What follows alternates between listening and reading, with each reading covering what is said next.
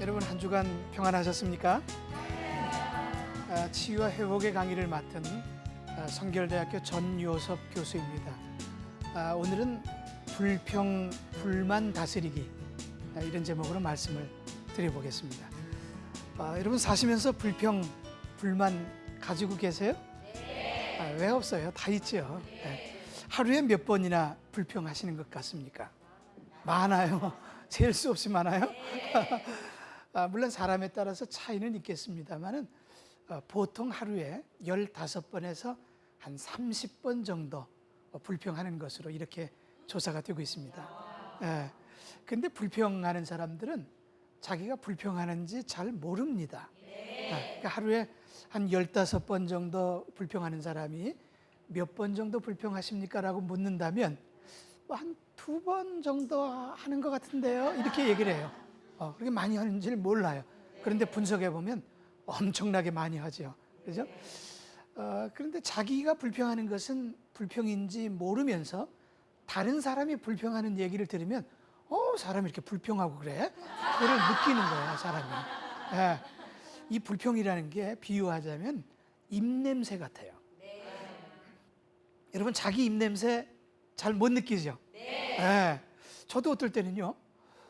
제 처가 여보 당신 양치했어? 입냄새 나 그러더라고요. 아니 입냄새 안 나는데 자꾸 입냄새 난다 그래.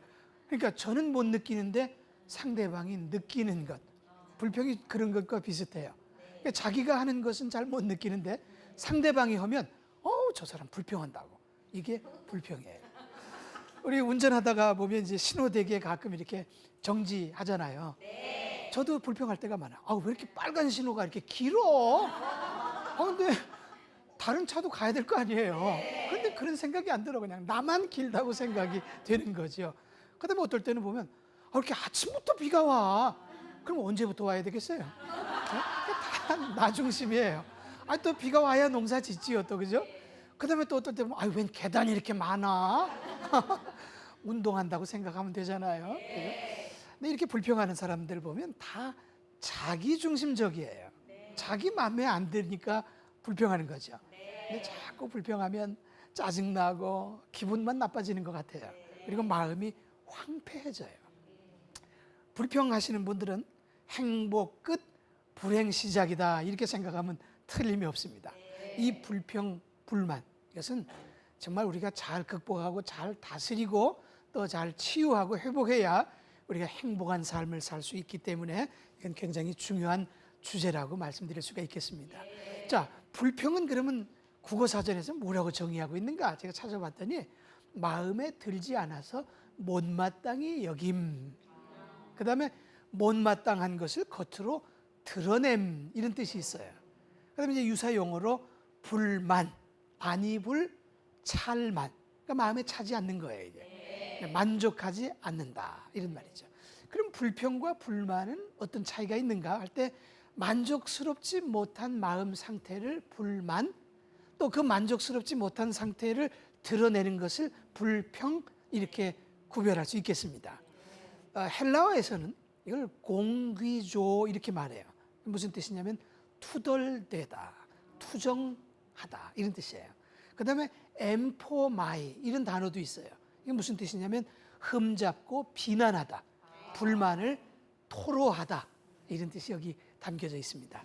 시편 37편에 보면 불평하지 말라는 말이 많이 나와요. 1절에 불평하지 말며 또 7절에 불평하지 말지니라, 8절에도 불평하지 말라.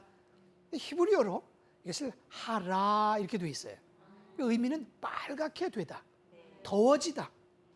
지금 오늘 굉장히 덥죠? 자, 이게 열받는다 이런 의미와 비슷해요. 그죠? 자, 그래서 우리가 불평 자꾸 하면 이게 열받는 거예요. 참 몸 더워져가지고 점점 견딜 수가 없어요.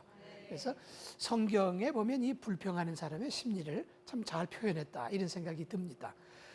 불평하는 사람들 보면은 정말 마음에 만족이 없어요. 그 사람들은 항상 불평해.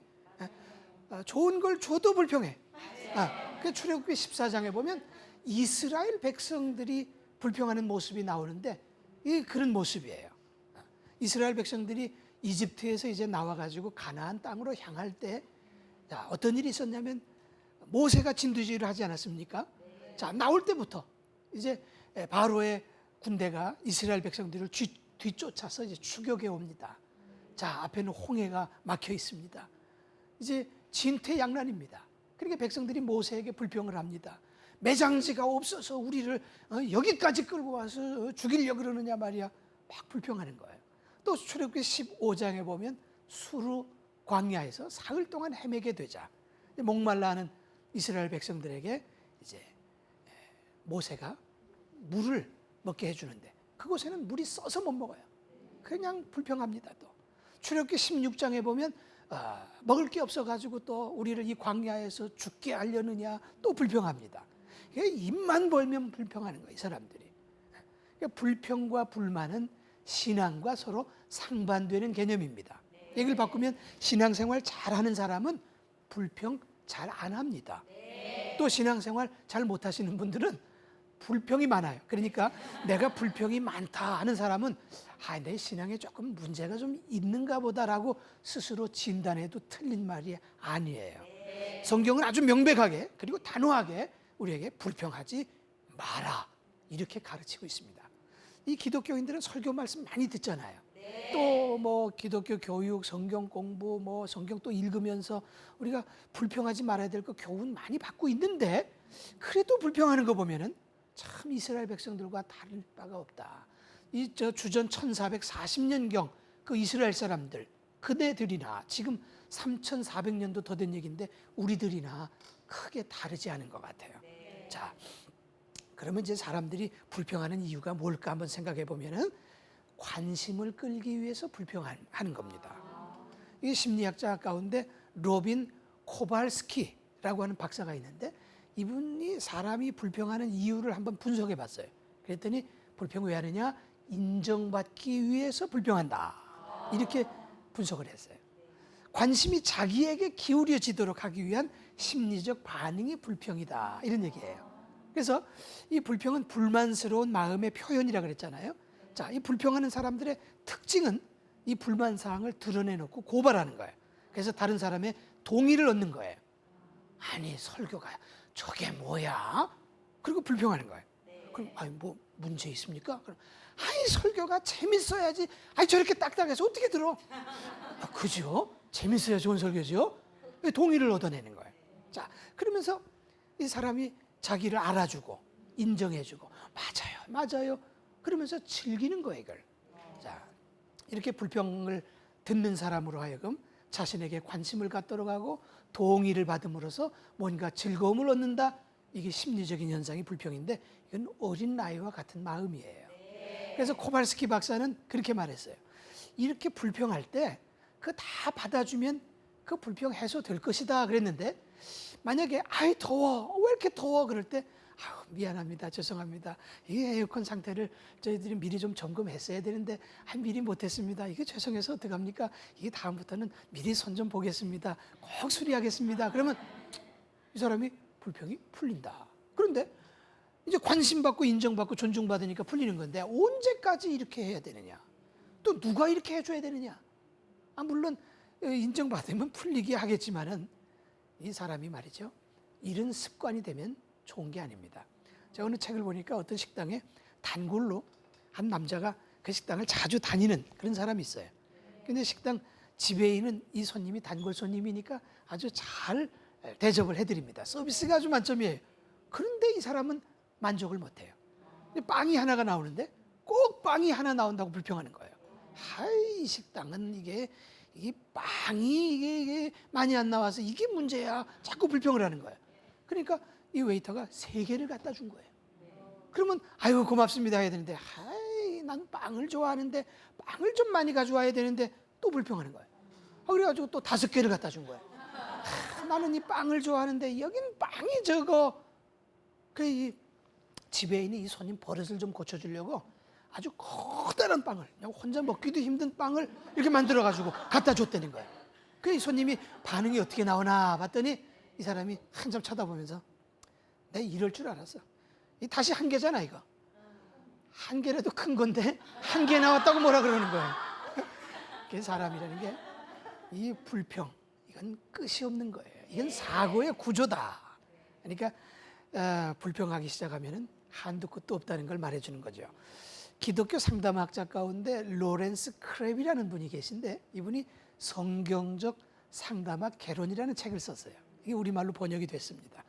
이 책에 보면 마치 그 어린아이들이 울면 엄마가 재빨리 와가지고 아이의 문제를 다 해결해 주는 것처럼 이 성인들이 불평하고 또 불만을 갖는 것은 이게 다른 사람이 재빨리 와가지고 내 문제를 들어주고 나를 존중해주고 나를 이해해주고 동의해주고 해결해주기를 바라는 마음이다 이렇게 봤어요.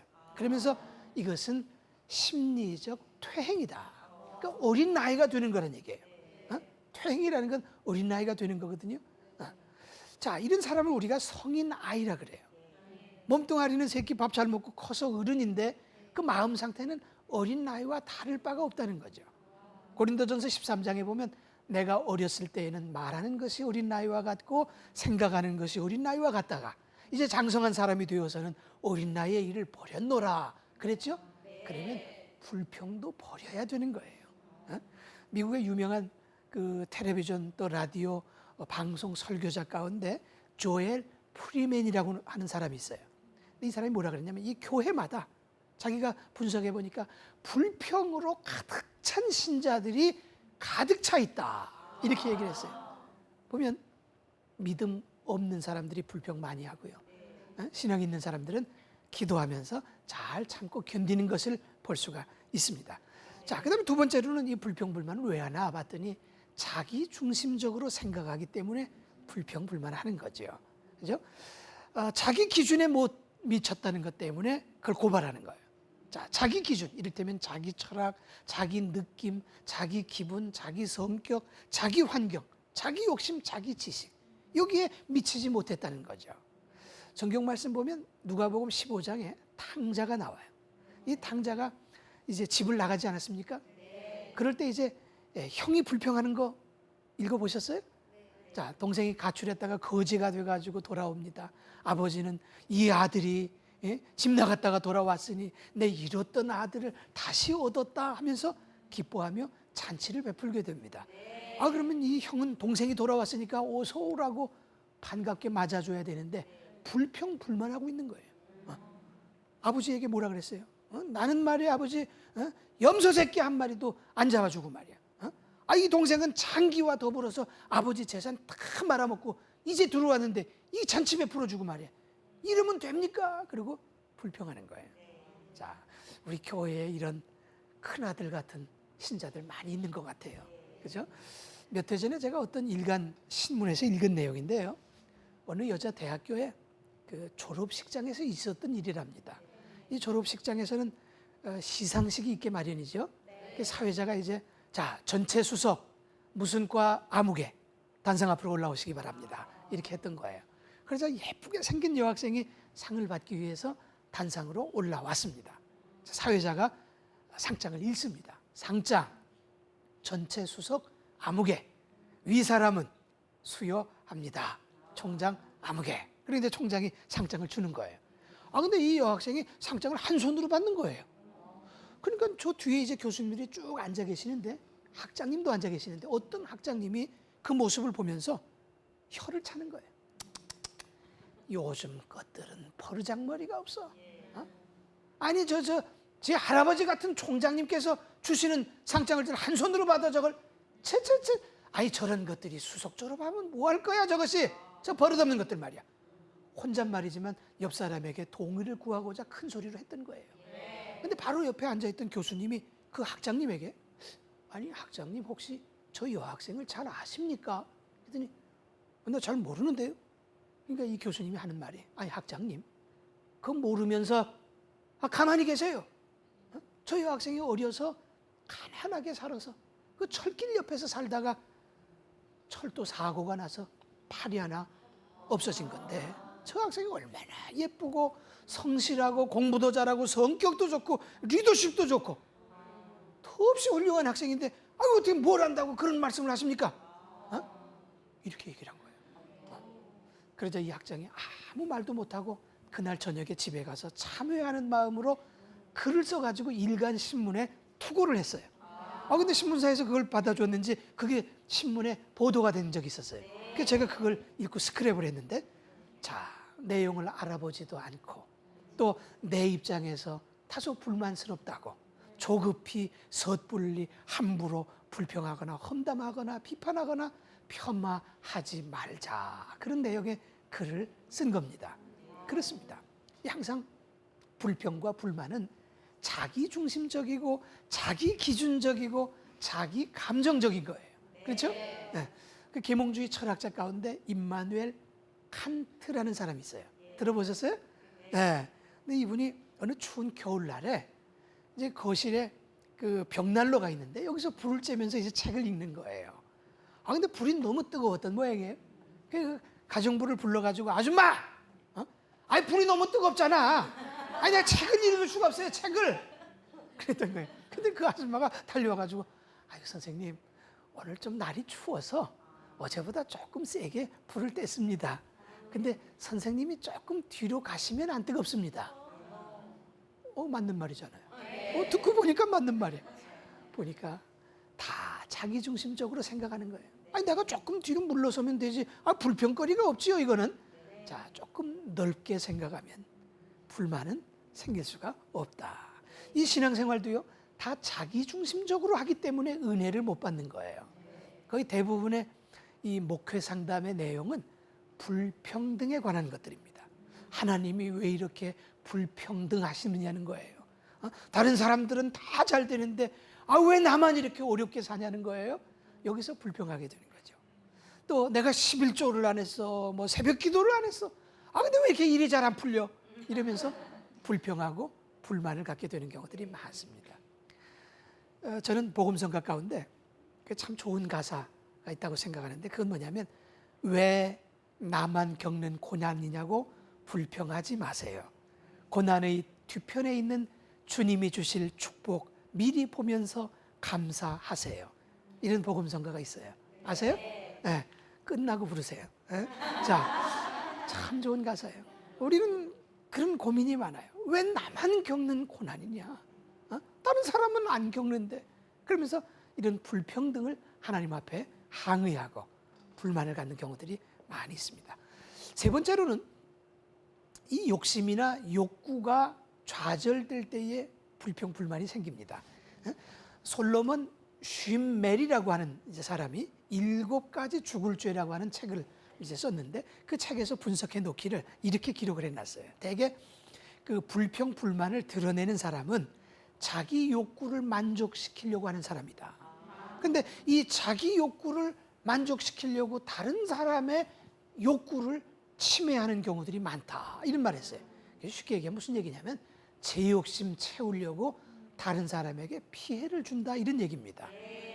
이게 안 되죠, 이러면. 그죠? 자, 내 욕구대로 일이 안 됐지만 잘 된 경우들도 많이 있어요. 실제로 있었던 일인데요. 2010년 5월 22일에 있었던 일이에요. 에어 인디아라는 그 항공기가 있는데, 아마 이게 인도 항공기인 것 같아요. 근데 이 여객기가 추락해가지고 158명이 죽었어요. 이런 사건은 좀 안 생겼으면 좋겠는데, 이 비행기 떨어지는 사고는 이건 거의 대부분이 이게 사망사고로 이어지기 때문에 참 이건 두렵습니다. 자, 그런데 이 비행기에 찬누라고 하는 이름을 가진 남성이 타도록 되어 있었다 그래요. 근데 이 사람이 이제 그 식구들 멀리 두고 객지에 나와서 직장 생활을 하는 사람이에요. 근데 이 아들이 대학 진학 문제로 뭐 고민이 많았던 모양이에요. 그 아들을 만나기 위해서 비행기 예약해 놓고 이제 가야 되는데, 이 직장 상사가 그 밀린 업무 다 하고 가라고 말이야. 휴가 신청을 했는데, 휴가 안 돼, 이러고 거절을 한 거예요. 그 뭐 별 수 있습니까? 예약을 취소해야죠. 그리고 이 찬두라고 하는 사람은 직장 상사를 아마 굉장히 원망하고 불평하지 않았겠어요? 이놈의 회사 말이야, 이게 내가 집어치워야지 말이야. 그리고 자기 직장 상사 막 안 보는 데서 욕했을 거예요. 그죠? 그런데 이 직장 상사 때문에 살았지요. 직장 상사가 휴가 가라 그랬으면 이 사람은 여지없이 죽었어요. 그러니까 내 마음에 안 든다고 욕할 필요 없어요. 내 마음에는 안 들지만 좋은 일 많이 있습니다. 특히 이제 부부간에도 보면 불평불만이 많은 사람은 행복하질 못해요. 그 이유가 뭔지 아세요? 배우자가 나에게 잘해줄 것을 늘 기대하기 때문이에요. 자기가 잘할 생각은 뭐 전혀 안 해. 자기중심적인 이런 생각을 갖게 되니까 행복해질 수가 없는 거죠. 이 기독교 상담학자 가운데 마크 맥민이라는 분이 계신데, 이분이 무슨 얘기를 했냐면, 이 세상에 어떤 대인관계도 상대방을 생각하지 않고 자기중심적으로 자기만 생각하면 훌륭한 관계를 맺을 수가 없다 그랬어요. 중요한 얘기죠. 부부관계 마찬가지입니다. 부부간에 서로 사랑해줘야 될 이런 관계지, 사랑받으려고만 생각하면 행복 끝, 불행 시작이다, 이런 말씀이에요. 또 기독교 상담학자 가운데 로렌스 크랩이라고 하는 분이 계신데, 이분이 불평 많은 부부들을 한번 분석을 해봤어요. 대부분 서로 상대방을 이해하고 알아주려고 하지 않고 이해받으려고 하고 자기를 알아달라고 하는 이런 부부들이 불행을 겪고 있다 하는 것을 그가 분석을 한 거죠. 기독교 가족 치료라고 하는 책에서 보면 이 부부 문제를 분석을 해놓았는데, 서로 배우자들끼리 만족을 얻으려고 하는 태도가 바로 불평, 불만을 더 크게 만든다, 이렇게 기록을 하고 있습니다. 기독교 상담학에서는 공통적으로 이런 견해를 가지고 있습니다. 우리는 서로 내가 먼저 이해해 줘야 되고, 내가 사랑해 줘야 되고, 내가 상대방을 배려해 줄 때에 문제가 해결될 뿐만 아니라 불평도 불만도 없어진다, 이렇게 보고 있습니다.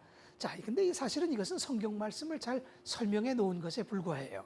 고린도전서 7장에 보면 어떻게 해야 아내를, 남편을 기쁘게 할까라는 말이 있지 않습니까? 이렇게 살면 부부간에도 불평 불만 없이 행복하게 살 수 있을 것입니다. 자, 어떤 사람은 교회 와가지고 이 교회는 왜 이렇게 불친절해? 이렇게 말하는 사람도 있어요. 그죠? 자, 여러분, 교회에 친절을 베풀어야 할 사람이 따로 있는 게 아니에요. 서로 친절해야 돼요.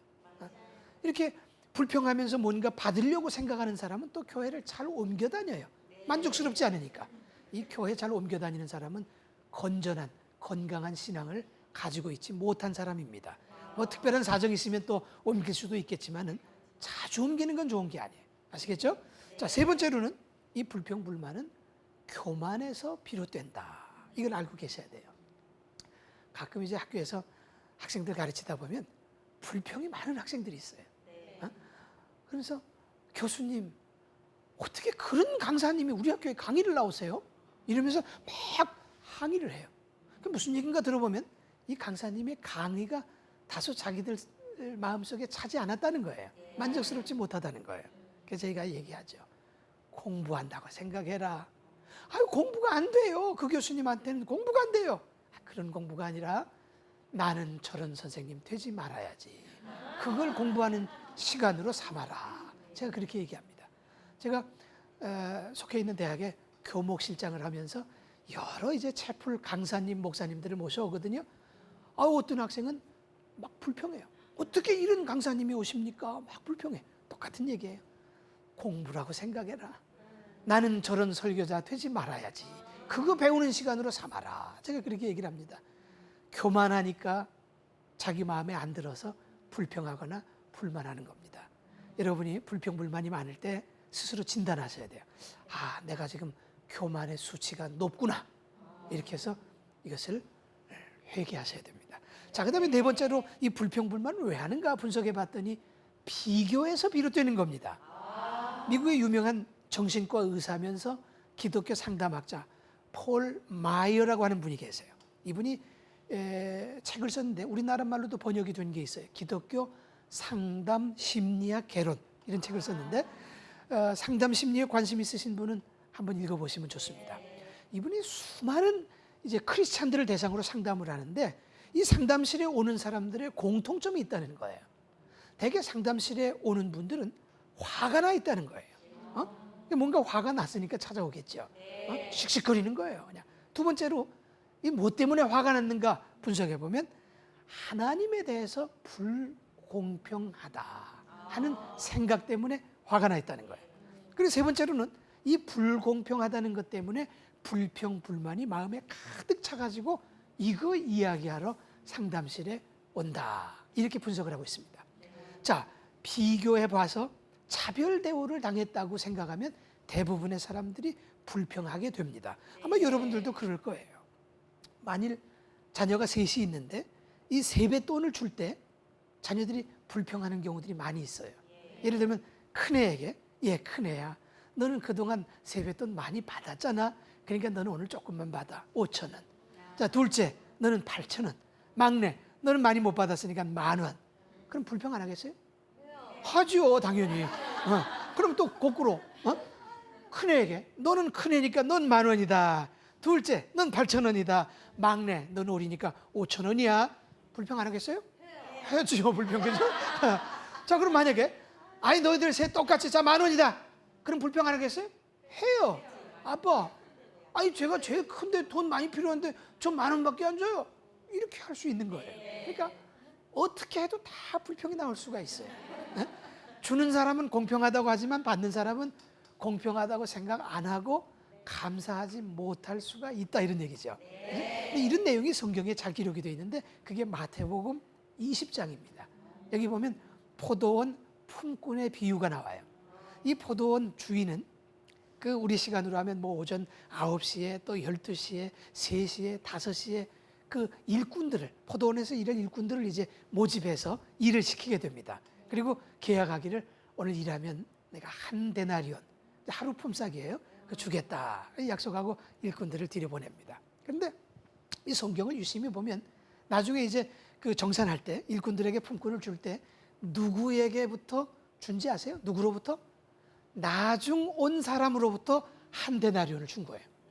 그러니까 먼저 온 사람이 무슨 생각하겠어요? 저 사람 와서 1시간 일했는데 한 데나리온 받아? 그럼 나는 아싸 그러고 좋아했을 거야.